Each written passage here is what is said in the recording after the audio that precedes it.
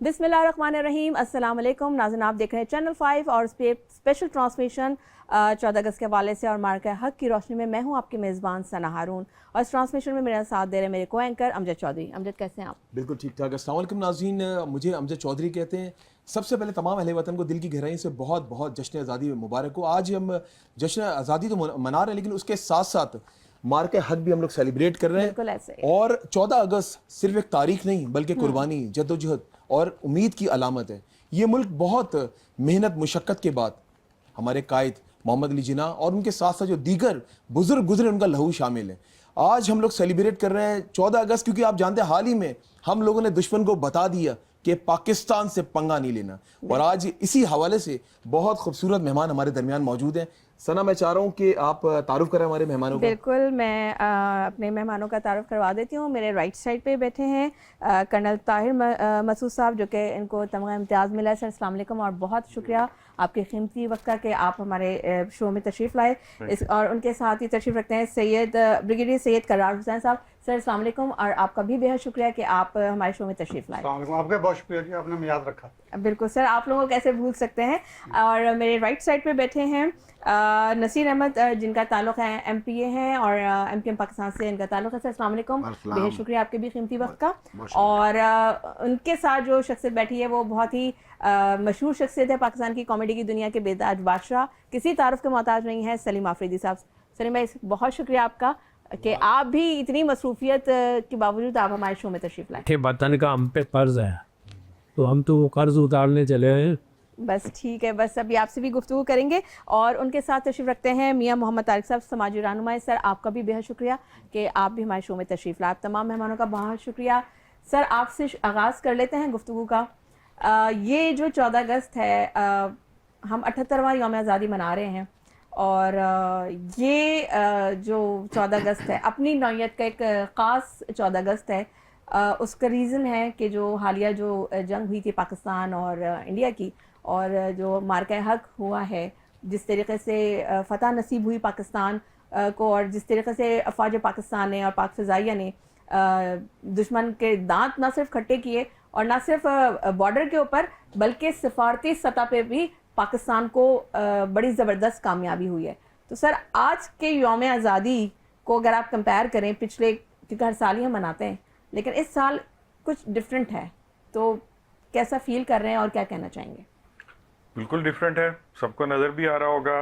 Roads पे भी लोगों का जोश जज्बा और जितने अच्छे तरीके से सेलिब्रेशन की। अभी तो 14 अगस्त आया नहीं, कल का दिन है, तो अभी से बल्कि पिछले 4-5 दिनों से जिस तरह तैयारियां चल रही हैं, तो इसकी बहुत बड़ी एक रीज़न देखें ओवरऑल कंट्री में देखा जाए, आपके लोगों को थोड़ा सर्वाइव करने के लिए इकोनॉमिक सिचुएशन की वजह से थोड़ी मुश्किलात हो रही हैं, काफ़ी डिप्रेस हैं, लेकिन उसके बावजूद अगर इतना जोश और जज्बा है तो उसकी कोई बहुत बड़ी रीज़न ये जो मार्का हक जिसको हम कहते हैं, या जो ऑपरेशन था बुनियानुल मरसूस, उसका एक बहुत बड़ा रोल है उसमें एक ना सिर्फ उससे पहले जो कुछ दिन मोदी का जो एग्रेशन है, जिस तरह RSS मेंटेलिटी और हिंदुआता वाला चक्कर है, तो कुछ दिन पहले तक जो ड्रोन्स आ रहे थे, ये हो रहा था, उधर अटैक हो गया, इधर मदरसे के ऊपर अटैक कर दिया, ये कर दिया, इतने लोग मर गए, तो एक कौम के अंदर बहुत मायूसी पाई जाती थी और वो बहुत बेबसी महसूस करते थे कि क्या हम बिल्कुल ही बेयारो मददगार हैं या हमारा कोई भी नहीं है। तो उस सारी चीज़ों का जब पाकिस्तान ने जो एक एक्शन किया है कि जो कि अभी पूरी दुनिया में एक मॉडल के तौर पे और एक पढ़ाया जाता है उनके, तो उस एक्शन के बाद फिर एकदम एक मोरल बूस्टिंग हुई। तो उसके बहुत सारे बेनिफिट्स हुए कि एक तो आपने बदला ले लिया अपना, जिन लोगों को उन्होंने मारा था उससे कहीं गुना ज़्यादा आपने बदला ले लिया। दूसरा, एक उससे बहुत पहले तक भी आपका एक जो बैलेंस ऑफ पावर था पाकिस्तान और इंडिया के दरमियान, बहुत अरसे से था। मोदी के आने के बाद वो बैलेंस ऑफ पावर काफी हद तक जो है इंडिया की तरफ टिल्ट कर गया था। उसकी एक वर्ल्ड ओवर जो उसके जगह जगह विजिट्स करना और ये बाकी अपना ब्रैग करना अपनी आर्मी के बारे में और राफेल के बारे में और ये करना वो करना, एक उनका एग्रेसिव जो एटीट्यूड था ना, खुल गई उनके राफेल तैयारों, तो वो बैलेंस ऑफ पावर इसकी वजह से, इस ऑपरेशन की वजह से वो रिस्टोर हो गया। तो अब ये दो इतनी बड़ी चीजें, बाकी तो बहुत सारे उसके हैं, उनके ऊपर तो 4-4, 5-5 घंटे का प्रोग्राम किया जा सकता है कि क्या उसके सर बेनिफिट्स उन्होंने हुए, तो किस 4 तरह। घंटे में हार मान ली थी ना, 4 घंटे बाद ही जो है उन्होंने सफेद परचम लहरा तो दिया। उन्होंने जैसे ही और, वो गिरे हैं, उसके राफेल गिरे हैं, उसके बाद मिथ टूट गई सारी, उनको पता लग गया कि अब इसके और बाद सर, तो आप ये देखें ना कितनी बुज़दिल कौम है वो। उन्होंने तो हमारे सिविलियन इदारों पे किया है, पाकिस्तान ने कभी भी सिविलियन इदारों पे नहीं किया। उनकी जो फौजी तंसीबात थी उनको उन्होंने अटैक बावजूद नहीं किया, उन्होंने फिर उसी किया। हाँ एग्जैक्टली। और दूसरी एक और बात है कि पाकिस्तानी कौम तो वो गयूर कौम है, क्योंकि जिस कौम का जज्बा शहीद या गाजी का हो वो इस तरह से सर पे कफन बांध के, क्योंकि हमारे जो फौजी हैं जो हमारे वो तो अपनी फैमिलीज को ये फोन करके बोलते हैं कि दुआ कीजिएगा कि हम शहीद बन के लौटें। तो जिस कौम का ये जज्बा उससे शिकस्त कौन दे सकता है। दूसरी बात है सर, कौम इतनी मुत्तहिद थी कि वहाँ तो ये हो रहा था जी कराची पे कब्जा हो गया है और लाहौर पे कब्जा हो गया। हाँ, एक तो उनके मीडिया ने काफी help एग्जैक्टली किया वो बिला वजह आपको पता है कि वो उनकी तो तो ऐसा उन्होंने कॉमेडी नाइट्स ड्रामाबाजी चल रही की। होती हैं उनकी। लेकिन हमारे पास के तो जो जरा सा कुछ वो जा रहे थे, तो हमारी तो कौम ऐसी है, बच्चा बच्चा जो है वो छतों पे चढ़ के देख रहे थे कि कौन सी कहाँ से ड्रोन्स आ रहे हैं। तो इस कौम को आप कैसे शिकस्त दे सकते हैं? बिल्कुल नहीं, कोई और इसमें सबसे doubt बड़ी नहीं। बात ये कि बड़े पेशेंस के साथ हमारी फौज ने मुजाहिरा किया। बहुत से लोग बातें कर रहे थे कि हम लोग कब अटैक करेंगे, जब अटैक किया वो ये बहुत प्रेशर था, मैंने आपको बताया ना कितने डिमोरलाइज थे और वो Exactly. बेबसी महसूस कर सर, रहे थे मैं कि तो- कर क्यों नहीं रहे कुछ। मैं तो उस टाइम वहां पर मौजूद था जब जंग का समय था। मैं तो खुद वहां पे प्रोग्राम्स के लिए गया हुआ था। मेरी आर्मी चीफ पाकिस्तान से मुलाकात हुई, डीजी आईएसआई, डीजी आईएसपी सब मेरे साथ थे। जो उनका वहाँ पे मुराल था ना करार साहब, क्योंकि आप तो खुद माशाल्लाह रिटायर्ड फौजी हैं और आप लोगों के दम से हमारा मुल्क है, यकीन बिल्कुल मानिए। ऐसा है। और जो मैंने 1 महीना उन लोगों के साथ गुजारा ना, मुझे पता चला आप लोगों के बगैर हम कुछ नहीं है। ऐसा ही है। कोई भी फौज कौम की सपोर्ट के बगैर जंग नहीं जीत सकती। और इसमें तो जो हमारे मीडिया ने जो रोल प्ले किया, चाहे वो सोशल मीडिया, चाहे हमारा इलेक्ट्रॉनिक मीडिया, आप यकीन करें इंडिया वाले बहुत आगे थे और उनको इसी चीज का घुमंड था कि हमारा मीडिया जो ना स्ट्रांग है। वो दुनिया गलत है, propaganda फैला रहे थे दुनिया के सर। हर आईटी हाँ। की कंपनी हमारे पास है। Basically they were doing yellow journalism. Yes, yes, yes, वो yellow journalism, yellow you are journalism right. करते हैं। वो जो है मतलब एक फॉल्स न्यूज और सनसनी फैलाना उनका काम है। ऐसे क्या? सर हमने उन्होंने तो, हमारी बंदरगाह लाहौर में बना दी कि लाहौर Yes, के बंदरगाह पे yes, कब्जा हाँ। हो गया। सर हम तो पाकिस्तान के नक्शे में ढूंढ रहे थे कि वहाँ बंदरगाह कहाँ है। तो लेकिन बहरे कैफ जो पाकिस्तान आप सही कह रहे हैं कि सर क्योंकि मीडिया ने अपनी जिम्मेदारी समझते हुए जो है वो खूबसूरत सारा कुछ बात। पूरा आप किया। यकीन करें, आप लोग हमारा फौज का हरावल दस्ता थे और पहली जंग आप लोगों ने लड़ी है। देखें, उन्होंने पहलगाम वाक़या, आपकी इजाजत से मैं शुरू करूं, जी जी। अप्रैल में हुआ। उन्होंने खूब तैयारी की। 8 मई को उन्होंने अटैक किया। 8 मई को उन्होंने हमारी मस्जिदों पे अटैक किया। मुरीदके में मस्जिद, बहावलपुर के पास मस्जिद, बिल्कुल मुजफ्फराबाद ऐसे के पास मस्जिद, बिल्कुल। उन्होंने हमारी मस्जिदों पे अटैक किया।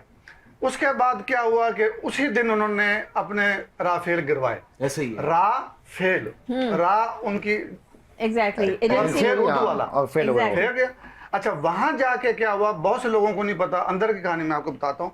उनके पायलट ने जाके कहा कि जी कोई जहाजों में प्रॉब्लम है। हालांकि जहाजों में कोई प्रॉब्लम नहीं था, प्रॉब्लम उनके पायलट्स में था। एग्जैक्टली ठीक है? दे वर नॉट फुली एजुकेटेड। उसके बाद इसराइल उनकी मदद को आ गया। 9 तारीख को फिर जितने भी ड्रोन्स आपके आए, 100 के करीब ड्रोन आए, सारे इसराइल ने दिए, बिल्कुल ऐसे। ये मुसाद ने दिए। अच्छा, इसको भी पाकिस्तान ने ऐसे फारग किया, सिवाय 1-2 ने शुरू में नुकसान पहुंचाया, एक पनवाकल के पास और एक लाहौर में। ठीक है, एक उनका पिंडी में स्टेडियम के बाहर आके थोड़ा सा नुकसान हुआ, वरना 100 के करीब हमारे लोगों ने, आप यकीन कर, राइफलों से गिराए। ऐसी है। Exactly. ऐसी कौम आपको कहाँ मिलेगी? वो ड्रोन आ रहे हैं। अच्छा, ये ड्रोन की थोड़ी टेक्नोलॉजी मैं आपको बता दूं, ये तकरीबन 30,000 फुट ऊपर जाता है और इसका जो ऑपरेटर होता है ग्राउंड पे होता है। ऊपर जाके निशाना लेता है, ऑपरेटर नीचे से फायर करता है। तो जब ये ऊपर पहुंचा तो पाकिस्तान की टेक्नोलॉजी ने ऐसा घुमाया, उनका राब्ता अपने ऑपरेटर से खत्म हो गया। Exactly. और फिर वो Fail कर ऐसे गिर रहे थे जैसे कटी पतंगे बसंत में गिरती हैं। एग्जैक्टली ठीक है, एग्जैक्टली। अब ये नाव भी गुजर गया।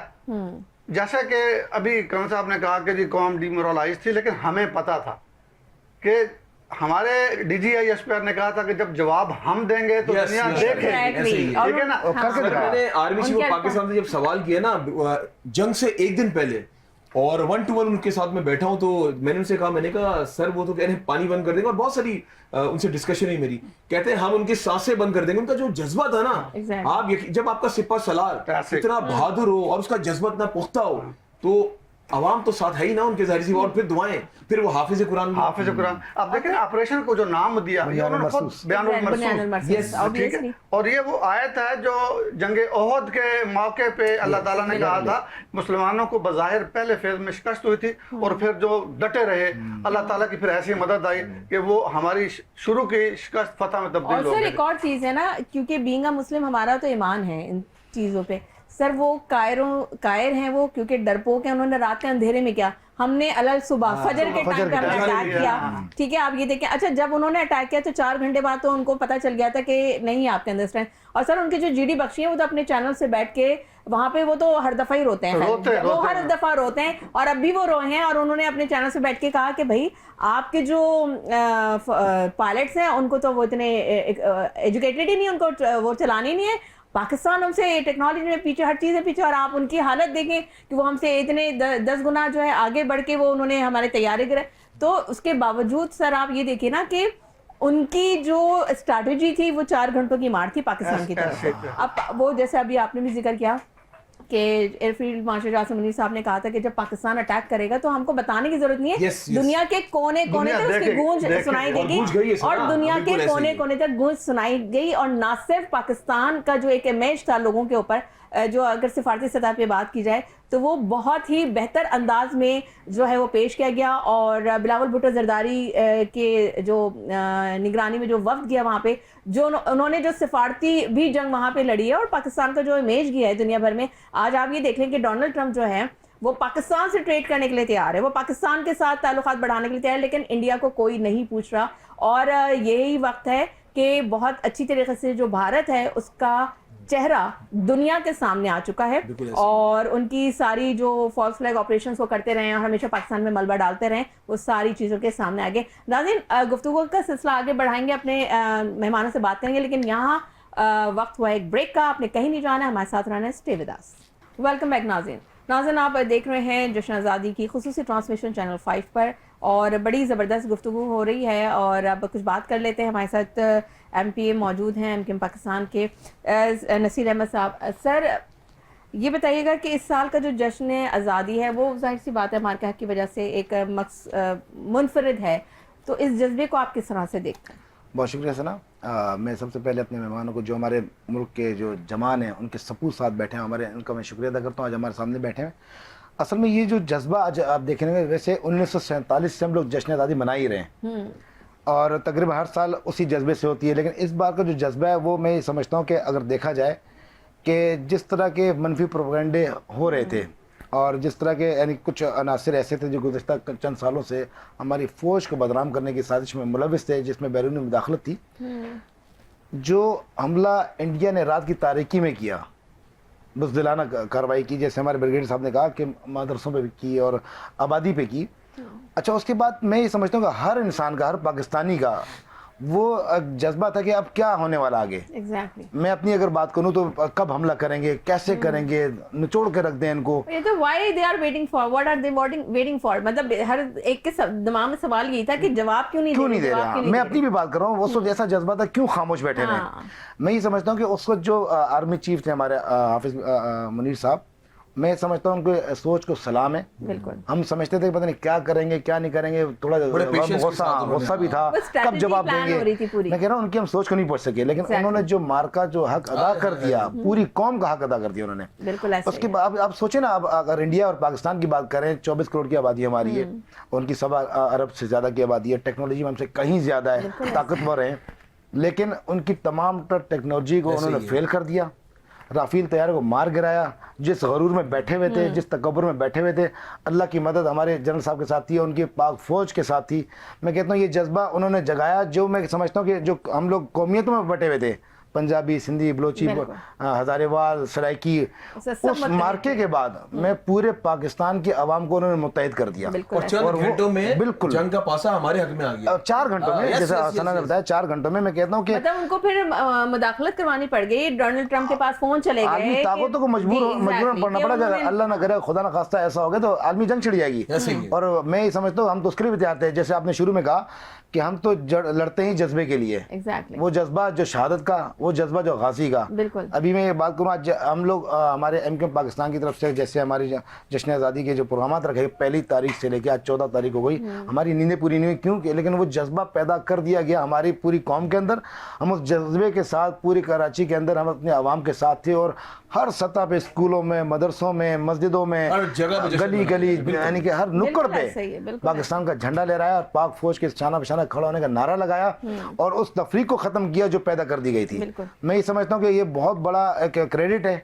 और जैसे अगर पाक फौज की बात करें कि वो सरहदों पर लड़ भी रही होती है और हम सो रहे होते हैं। बिल्कुल। और सबसे बड़ी बात कि हमारे अंदर, मुल्क के अंदर भी जो अनासर बैठ के जो परिवार इस यूथ पे मेहनत कर रहे हैं, हमें चाहिए हमारे जो लोग हैं हम उनको उनकी अहमियत का अंदाजा बताएं। आज़ादी आसानी से नहीं मिली। Yes, yes, सना yes. अमजद, आप सोचें इतनी कि लाखों जब की कुर्बानियां पाकिस्तान दी हैं। 1947 में आज़ाद हुआ, जब वहाँ पे बाइफरकेशन हुई, जब वहाँ ट्रेनें निकली हैं, अब अपने आबा अजदाद को छोड़ के, अपने लोगों को छोड़ के, अपने प्यारों को छोड़ के, अपनी जायदादों को छोड़ के जब वहाँ से निकले, बिल्कुल, तो और खाली ये नहीं कि छोड़ के आ गए, जब ट्रेनें वहाँ से पाकिस्तान पहुंची हैं, आप यकीन करें, मैंने तो नहीं देखा लेकिन मैं हिस्ट्री पढ़ता हूँ मैं, कि वहाँ पे लाशें कटी हुई मिली हैं। Yes, yes, yes, लोगों को बच्चे मरे हुए मिले हैं, वहाँ पे बहनें मिली हुई हैं। बड़े आज लोगों का लहू शामिल है हमें सर। प्लेट के अंदर हमें कुर्बानी मिली, हमें एहसास नहीं है इस बात का, तो खुदारा में हमें कदर करनी चाहिए। कदर करनी चाहिए। अच्छा नसीब भाई, एक और बात है कि आप ये देखें ना कि दो चीजें, दो फैक्टर्स हैं।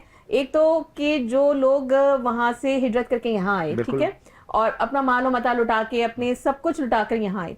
अब यहाँ पे आने के बाद जो यहाँ के लोग थे, उन्होंने उनको खुली बाहों के साथ उनको वेलकम किया, बिल्कुल। उनको एक्सेप्ट किया। तो ये भी बड़ी एक बहुत अच्छी चीज है, और ये खासा आपको मुसलमानों में ही मिलेगा। असल और में जैसा कि अभी आपने कहा, सॉरी खता कलामी की माजरत, कि आपने कहा कि इंडिया की जो है 1 अरब से ज्यादा की आबादी है, टेक्नोलॉजी में हमसे आगे, वो किसी भी चीज में, हर चीज में आगे होंगे, लेकिन मुसलमान का मुकाबला नहीं कर सकते। का जज्बा बड़ा जब पुख्ता होता है ना। मुसलमान अपने जज्बे के साथ जो है मैदान में निकला हो, सर पे कफन बांध के निकला हो, और शहादत के जज्बे के साथ निकला हो, तो उस कौम को कोई शिकस्त नहीं दे सकता। देखिए, मेरे ख्याल में सारे मेहमान बैठे हुए हैं, मुझे नहीं लगता कोई भी ऐसा शख्स होगा जो शहादत के रुतबे को पाने को तरस ना रहा हो। क्या बात सही बात। मैं छोड़ो, हम तो बड़े अपनी जिंदगी गुजार चुके हैं। मेरा 12 साल का बेटा है, 14 साल का बेटा है, आप यकीन करो इस मार्का हक के बाद तो वो कहता है बाबा मुझे फौजी बनना है। एग्जैक्टली। क्या बात है। देखिए ये बच्चों का जज्बा बिल्कुल खुदा माओ के जज्बों को सलाम, के जिनके बच्चे फौज में होते हैं, वो कहते हैं कि मेरे तो अगर 4 बेटे होते, चारों बेटे इस वतन के लिए कुर्बान है। ये जज्बा कहाँ मिलेगा? मुसलमानों के अलावा कहीं नहीं मिलेगा इंशाल्लाह। और जिस इंडिया की बात करते हैं उनकी कहाँ, वो तो जैसे आपने कायर लोग हैं, डरपोक लोग हैं, उनकी तो माएं बेचारी रो रही होती बैठ के, भाई कि हमारे बच्चों का जुल्म हो रहा है, वो बॉर्डर भेज दिया। ऑपरेशन का नाम भी रखा था कि ऑपरेशन सिंदूर, तो वहाँ की तो उन्होंने अपनी औरतों को विधवा कर दिया, जिस तरीके से उनको शिकस्त का सामना करना। सलीम आफरीदी साहब जी। सलीम भाई, क्या जोश और जज्बा, किस तरीके से आपने सेलिब्रेट की? काफी जश्न आज़ादी आपने मनाई माजी में, लेकिन ये जो स्पेशल आज मार्का हक और जश्न आज़ादी को सेलिब्रेट कर रहे वो हैं, झंडा वंडा भी कुछ मैंने देखा सोशल मीडिया पे, बड़ा आपका चल रहा था, वो बिल्कुल झंडा लगा रहे हैं, और आप क्या कहना चाहिए सलीम भाई? बात दरअसल ये है कि हमारे भी वही जज्बात हैं जो कौम के जज्बात हैं, बल्कि उससे बढ़ के जज्बात हैं, क्योंकि हमारे ख़ानदान ने, हमारे आबा व अजदाद ने जो मुश्किलात देखी आज़ादी हासिल करने में। मेरे अपने ख़ानदान सगे ताया, सगे मामू 47 में शहीद हो गए थे, और यहाँ हिजरत में भी और उन मसाइल में।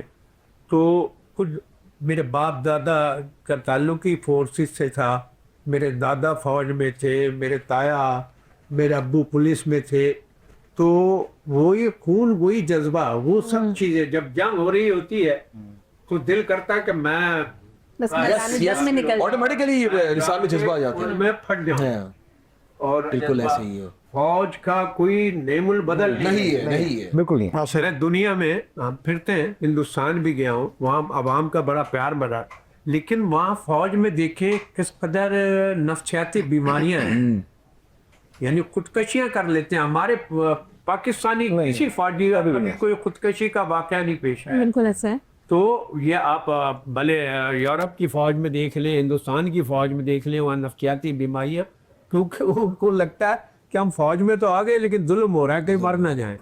कोई हर कोई अपना आप को अकेले अकेले महसूस करता है, लेकिन जब वतनियत का जज्बा आ जाता है तो हर फौजी ऐसे ही है, हर पाकिस्तानी समझ ले फौजी होता है। अच्छा सलीम भाई, एक बात बताएं मुझे कि आपने जिस तरह बताया पूरा खानदान आपका जो है वो फौज में, कुछ पुलिस में, आप क्यों नहीं गए? मैं भी यही सवाल करने वाली थी कि आपने ये वाली फील्ड कैसे ज्वाइन कर ली? असल में वालिद साहब पुलिस के जो आखिरी तजर्बात थे ना, वो थोड़ा सा वालिद साहब को वो अजीब लगी। एक तो मेरे ताया, सगे ताया मियाँ वाली में शहीद हो गए थे और पाकिस्तान के पहले शहीद थानेदार मियाँ वाली में होते थे। सन 62 में 63 में वो शहीद हो गए थे। उसके बाद यहाँ भी पुलिस में थे मेरे अब्बा, तो अयूब खान ने तरक्की दी उनको पर्सनली। लेकिन वो यहाँ आके फिर वो पता नहीं वो डर गए, क्योंकि बच्चे अकेले थे, ख़ानदान बाकी यहाँ कोई नहीं था। तो वो सो बाग में मेरा लतियत करके ले ली पुलिस में ली। पुलिस में जाने एक औरत है, भाई थे बड़े, और वो माशी जिम्मेदारियों में लग गए। और मेरी बारी आई तो मेरा अब्बा ने कहा नहीं बेटा पुलिस में नहीं, क्योंकि उन्होंने मुझ में ये हुनर देख लिया था कि ये पढ़ा लिखा सा आदमी है, किताबें पढ़ता है, फनकार टाइप है, नकलें उतारता है। पर मेरे वालिद साहब भी शायर थे और वो वतन के हवाले से और मुख्तलिफ हवाले से आर्टिकल्स भी लिखते थे और शायरी भी करते थे। तो मेरे में लोगों को हंसाने का, पाकिस्तानियों को, यानी महरूमियाँ बचपन में इतनी देखी कि एक मिजाज का एक अंसर मेरे में पाया गया कि मैं लोगों को आसान इंजॉय करूँ। ये भी खिदमत है सर, ये भी हल्के। हम पाकिस्तानियों को गम। अच्छा, it's not easy job eight Yes, all. yes, किसी मतलब को हंसाना। रुलाना तो कोई भी आपको ऐसा ऐसा ही बात है, है। लेकिन हंसाना एक बहुत बहुत मुश्किल बड़ा काम आर्ट है। है। मैं तो ये हर कहता किसी हूँ- के बस की बात नहीं है। मियां तारिक साहब, आपकी तरफ आना चाहूंगी। और आप समाजी की वजह से, करप्शन की वजह से, सियासी अदम इस्तेकाम की वजह से काफ़ी मसाइल थे मुल्क के अंदर, सब अच्छा नहीं था।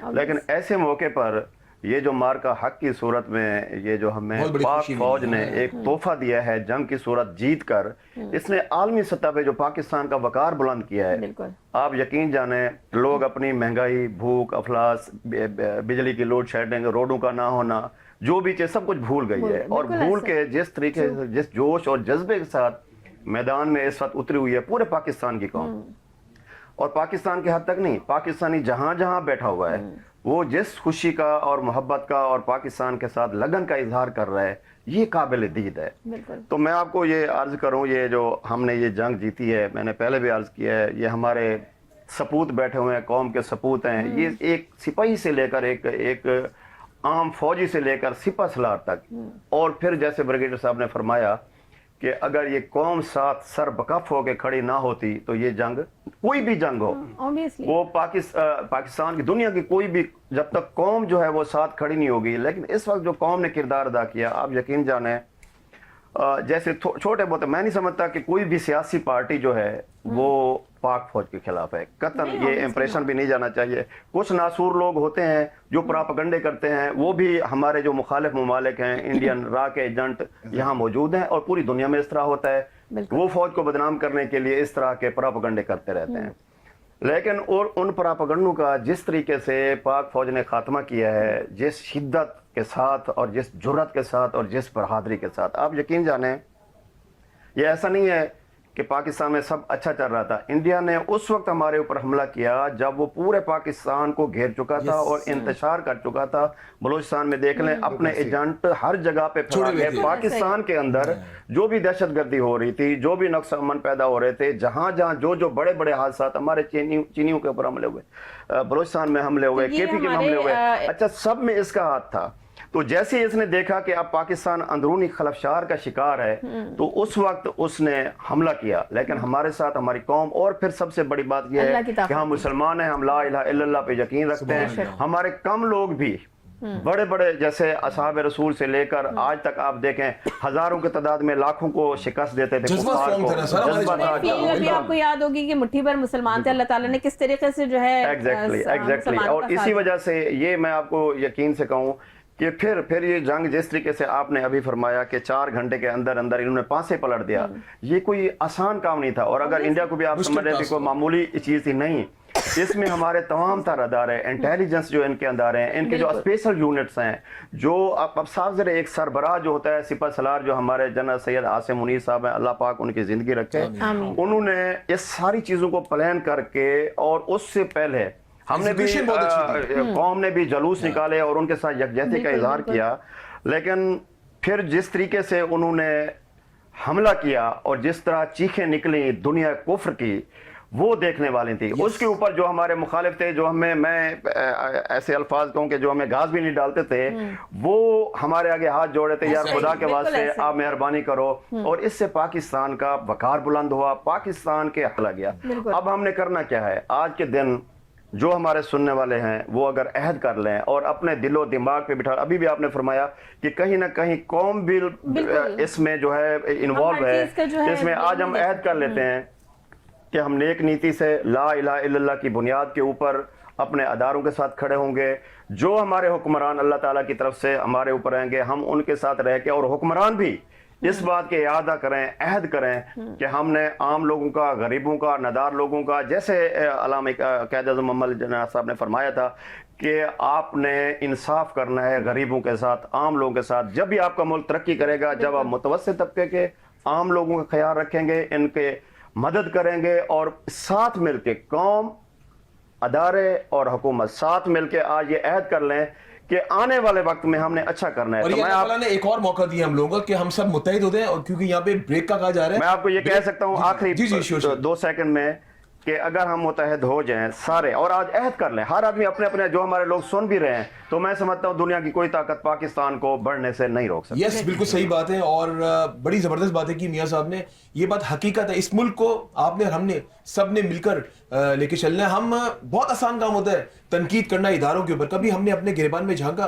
कि हम पाकिस्तान से कितनी मोहब्बत करते हैं। हमें खुद भी इसके साथ लॉयल होना पड़ेगा, ऑनेस्ट होना पड़ेगा, डेडिकेट होना पड़ेगा, तभी ये मुल्क तरक्की करेगा। और अपनी नौजवान नस्ल को बताना होगा कि पाकिस्तान क्या है, उनको तारीख बतानी होगी। बच्चे हमारे तारीख भूल चुके हैं, उनको दोबारा तारीख के मामले में जिंदा करना होगा। यह वक्त हुआ एक शॉर्ट ब्रेक का। ब्रेक के बाद दोबारा ये जोश और जज्बा और ये जो स्पेशल ट्रांसमिशन जारी है, रही हमारे साथ। और सना, कुछ कहना चाह रही हैं आप? नहीं, बस अभी तो ब्रेक पे चलो जाएंगे। फिर ब्रेक पे चलते हैं जी। वेलकम बैक नाज़रीन। नाज़रीन, आप देख रहे हैं चैनल 5 की खुसूसी ट्रांसमिशन जो कि 78वें यौम आज़ादी और मार्के हक के तसल्सल में मनाई जा रही है। सर, आप ये बताइए कि हमने बात की मार्के हक की, हमने बात की कि हम इतने सालों से हम यौम आज़ादी मनाते आ रहे हैं, लेकिन आज की जो इंडिपेंडेंस है वो बहुत डिफरेंट नौइयत की है।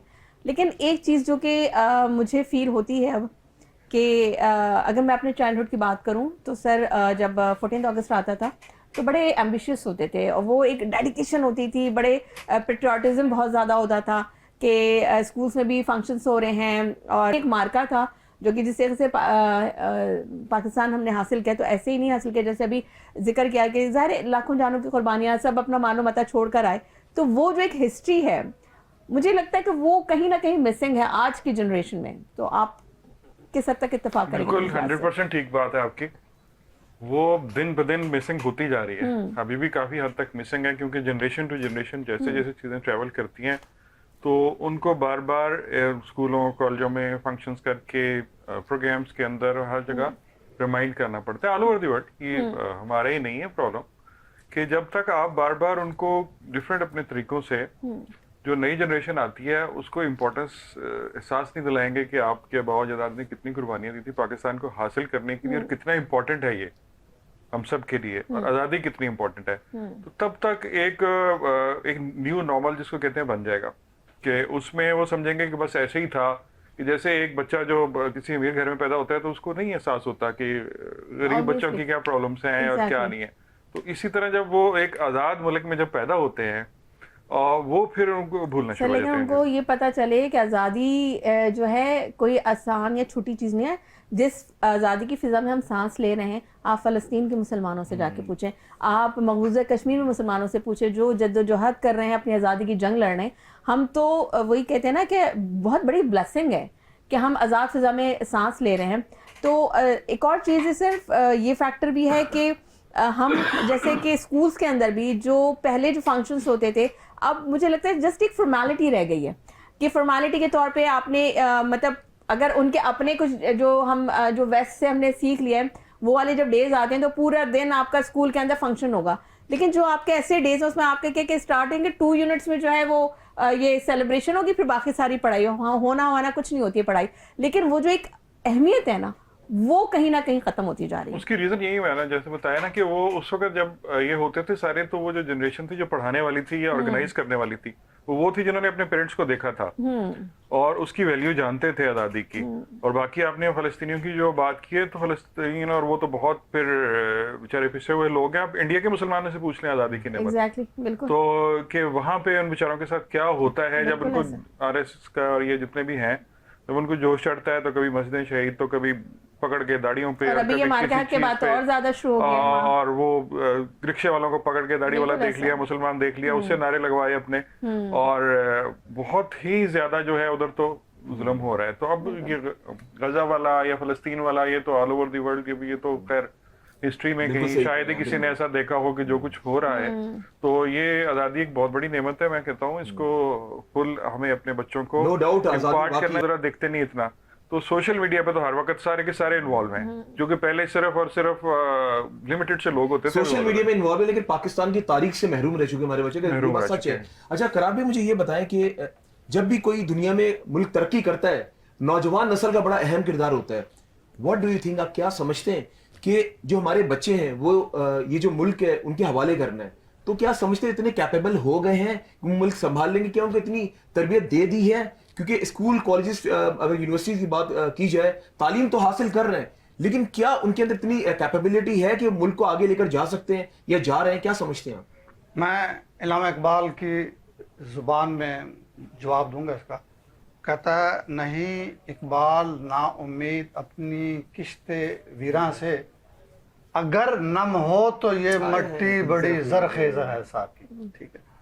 और दूसरा इसमें जो अहम पहलू है कि ये वही यूथ है जब बाहर जाती है दूसरे ममालिक में, तो दुनिया कहती है कि यार पाकिस्तानी है, बिस्मिल्लाह, जॉब देते हैं, उनकी तरक्की में बड़े दूसरे talented ममालिक- है हमारे हाँ। बच्चे, हाँ। तो ऐसा नहीं है। देखिए पाकिस्तान में यूथ बहुत बड़ी तादाद में, अगर आप Yes, यूथ yes, की yes, परसेंटेज ज़्यादा है, निकालें ना, ज़्यादा है। हाँ, तो हमने अपनी इनिंग खेल ली है। यूथ को सिर्फ सही डायरेक्शन देने की जरूरत है। ट्रेन सही करने की जरूरत है। हाँ, और हमजा चौधरी भाई, सना बहन, आप यकीन करें 10 मई 2025 के बाद पाकिस्तान ऑल टुगेदर चेंज हो गया। Exactly, ठीक है, बिल्कुल। अब दुनिया पाकिस्तान दुनिया के नक्शे एक यूथ की अलग तरफ पाकिस्तान देख रही निकल के है। आया। माइंड चेंज हो गया, परसेप्शन हाँ, चेंज हो गई। आप देखें ना, इस वक्त दुनिया की एक सुपर पावर है और वो है अमेरिका।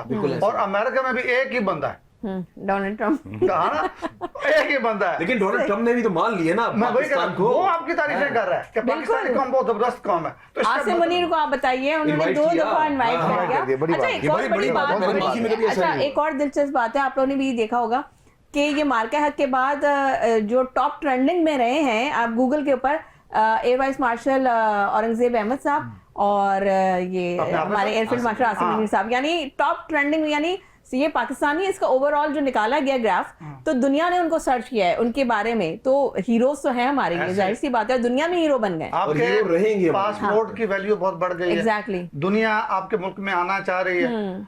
बात सिर्फ इतनी है कि इस यूनिटी को जो इंडिया के खिलाफ 8 मई को हमने गेन की थी, इसको बरकरार रखना है। एग्जैक्टली। इस यूनिटी को जाने नहीं देना।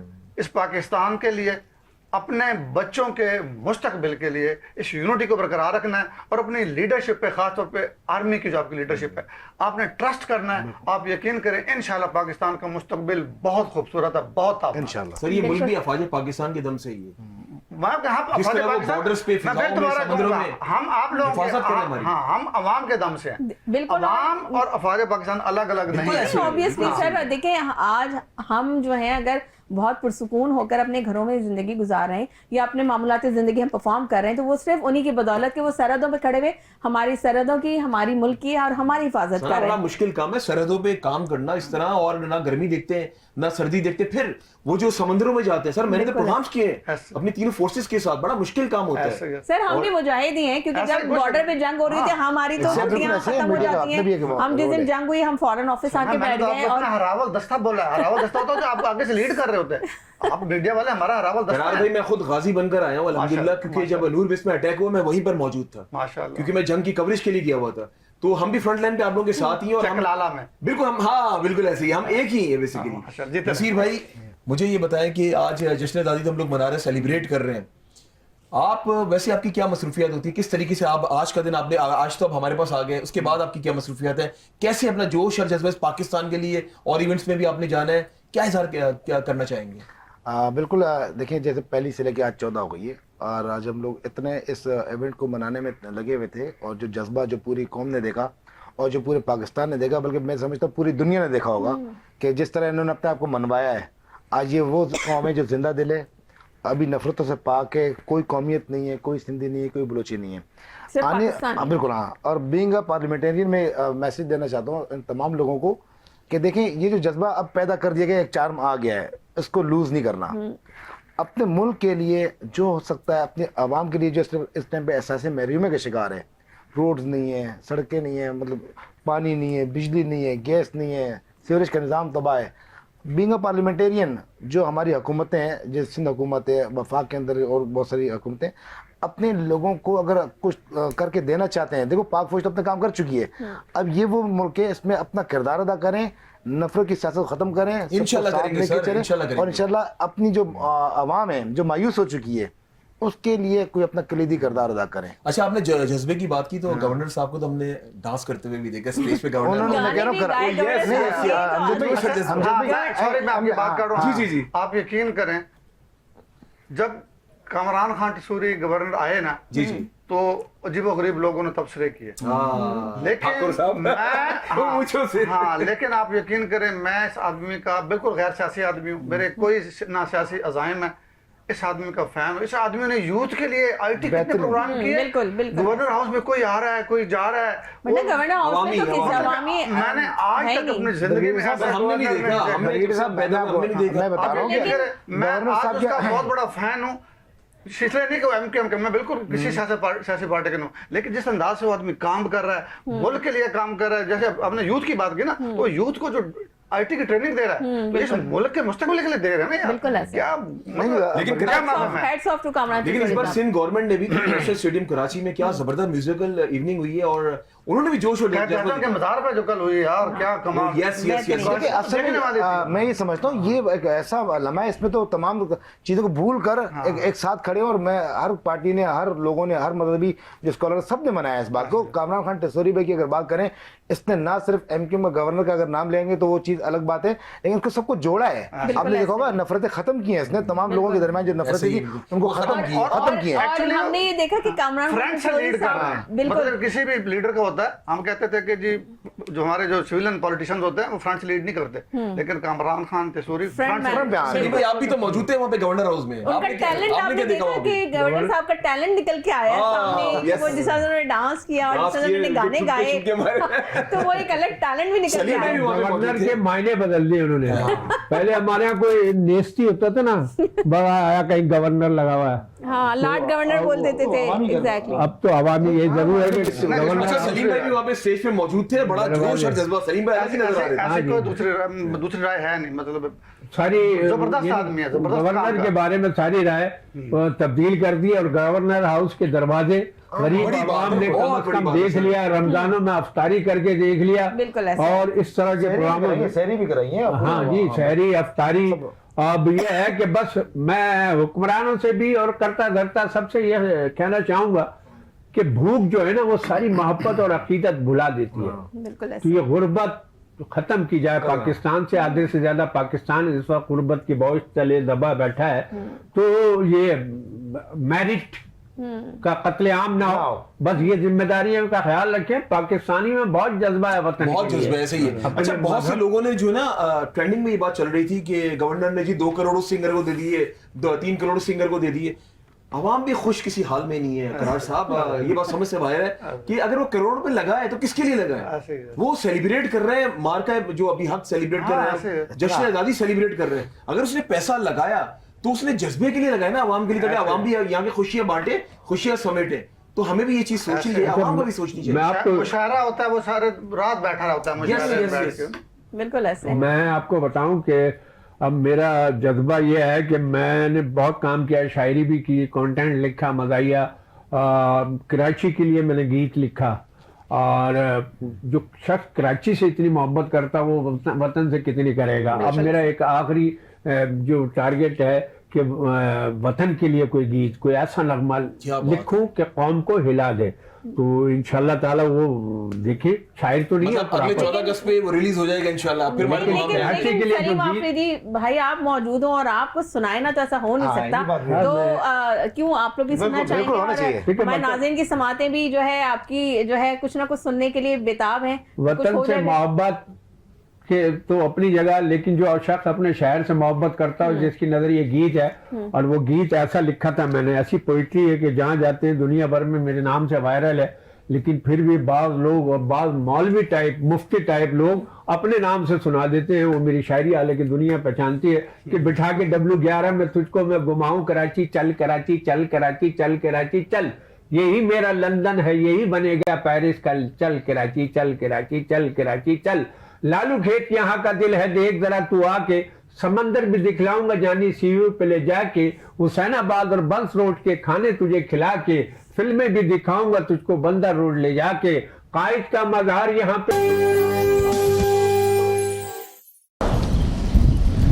अऊज़ु बिल्लाहि मिनश शैतानिर रजीम, बिस्मिल्लाहिर रहमानिर रहीम, अल्हम्दुलिल्लाहि रब्बिल आलमीन, अर्रहमानिर रहीम, मालिकि यौमिद्दीन, इय्याका नअबुदु व इय्याका नस्तईन, इहदिनस सिरातल मुस्तकीम, सिरातल लज़ीना अनअमता अलैहिम, गैरिल मग़दूबि अलैहिम वलद्दाल्लीन।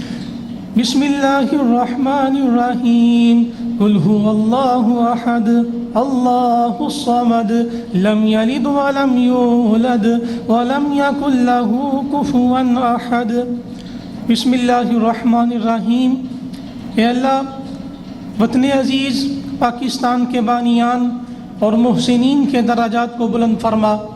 बिलखसूस शायर मशरक़ अल्लामा मोहम्मद इकबाल के मज़ार पर करोड़हा रहमत नाजिल फरमा। या अल्लाह, पाकिस्तान को अमन, तरक्की, खुशहाली और इस्लामी अखुवत का गहवारा बना और इसकी सरहदों की हिफाजत फरमा। या अल्लाह, वतन अज़ीज़ पाकिस्तान की आवाम, पाक अफवाज, पाक रेंजर और तमाम सिक्योरिटी इदारों की हिफाजत फरमा। या अल्लाह, पाकिस्तान को अंदरूनी बबरूनी साज़िशों व ख़तरात से महफूज फरमा। रब्बना आतिना फिद दुनिया हसनतन व फिल आखिरति हसनतन व क़िना अज़ाबन्नार। आमीन या रब्बल आलमीन।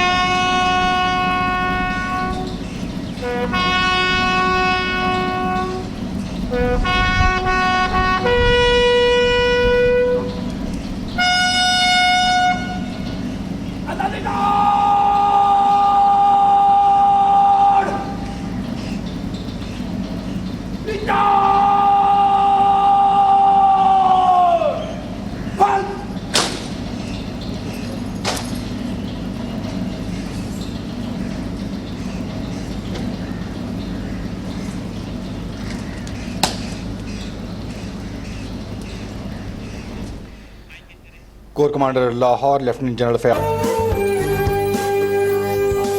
नज़म है जो मुझे बड़ी पसंद है, मैं पढ़ना Sure, चाहूँगी sure. कि खुदा करे मेरी अर्ज़ पाक पर उतरे वो फसले गुल जिसे कभी अंदेशा जवाल ना हो। यहाँ जो फूल खिले वो खिला रहे बरसों, यहाँ क़ज़ा को गुजरने की भी मजाल ना हो। यहाँ जो सब्ज़ा उगे वो हमेशा सब्ज़ रहे और ऐसा सब्ज़ के जिसकी कोई मिसाल ना हो। घनी घटाएं यहाँ ऐसी बारिशें बरसाएं कि पत्थरों को भी रोईदगी महाल ना हो। खुदा करे ना कभी ग़म सरे वक़ार वतन और इसके हुस्न को तशवीश माओ वसाल ना हो। हर एक खुद हो तहजीब व फ़न का औज कमाल, कोई मलोल ना हो कोई खस्ता हाल ना हो। खुदा करे कि मेरे एक भी हम वतन के लिए हयात जुर्म ना हो, जिंदगी वबाल ना हो। जैसे कि आसिम मुनीर साहब ने कहा था कि पाकिस्तान हमेशा जिंदाबाद, तो पाकिस्तान हमेशा कायम व दायम रहेगा, पाकिस्तान हमेशा जिंदाबाद रहेगा। कोई मैली आग जो है पाकिस्तान का बाल भी बीका नहीं कर सकती। अपना बहुत ख्याल रखिएगा और उम्मीद करते हैं कि आपको हमारी ट्रांसलेशन बहुत पसंद आई होगी। अपने फीडबैक से ज़रूर आगाह कीजिए और मुझे और हमारे सारे मेहमानों को और अमजद को दीजिए इजाज़त। अपना बहुत ख्याल रखिएगा। दीजिए पाकिस्तान जिंदाबाद।